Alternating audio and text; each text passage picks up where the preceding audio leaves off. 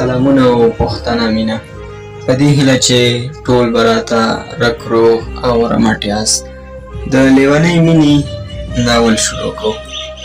د ناول لومړۍ برخه کې به راسره واورئ.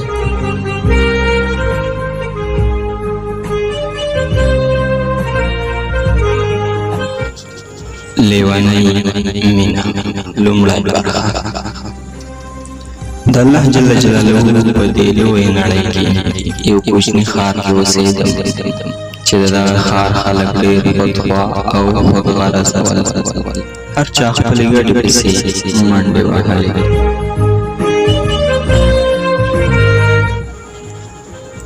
له زړه مینه، دوستي، ملګرتیا دا نه وه. زه هم یوه شوخه مسته بې پروا نجلۍ وم چې د هېڅ یو هلک پروا مې نه لرله.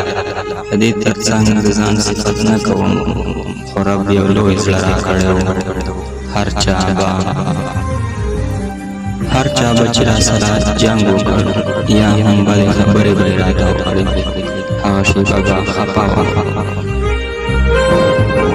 خو وروسته بیا رانه هېر و، لکه د کوچنیانو داسې خوی مې و. هېڅکله هم زما خوله بغیر له خندا نه وه. تل به خوشحاله وم. زموږ کورنۍ غریبه کورنۍ وه، خو زما ټول ارمانونه یې تل راته پوره کول. تل یو خوشحاله کورنۍ ولو. ژوند ډېر خوږ و، خو کوم هدف مې نه لرلو د ژوند لپاره.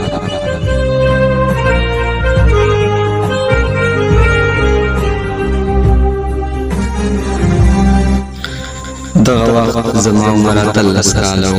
په 11 صنف کې وم. نور صنفیانو به مې تل د هلکانو کیسې کولې، خو ما به بیا پر هغوی سخت ریشخند واهه. تل به مې خندل ورپورې.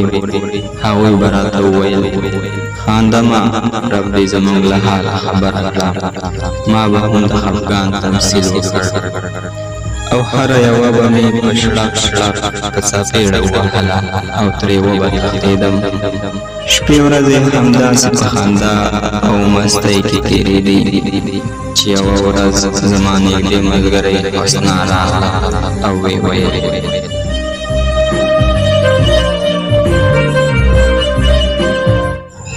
وا جلۍ، تل همداسې بېغمه ګرځې که د آینده سوچ به هم کوې. حسنا راته وویل زه چې د کمپیوټر د زده کړې لپاره کورس ته لاړې شو او داخله وکړو. زما دومره زړه هم نه و، خو هغې په زور مخکې کړم. کله چې کورس ته ورسېدو نو زما ملګرې حسنا ادارې ته لاړه او زه یې معرفي کړم. حسنا بل کلاس کې وه او زما کلاس ترې جدا و. مدیر راغی او د کلاس په لور یې بوتلم او ویې ویل دا د کلاس دی، ورشه. له ننوتو مخکې مې وکتل، کلاس تخته نیولې شوم. تختې سره یو هلک ولاړ و، عمر یې شاوخوا 20 یا هم 21 کاله. جګ قد، غټې او معصومې سترګې، غنم رنګه څهره یې لرله. مدیر وویل همدا مو استاده. لږ څه حیران شوم، دومره ځوان استاد. خو سلام مې واچولو او ومې ویل اجازه ده استاد. هغه په مسکا سره ویل مهرباني راځه. دننه شو. استاد هم درس شروع کړ. درس یې ښه و. لومړۍ ورځ و نو زما سم خوند یې رانه کړ. استاد حاضري راواخیسته او زما د نوم پوښتنه یې وکړه. مهرباني نوم مو څه ده؟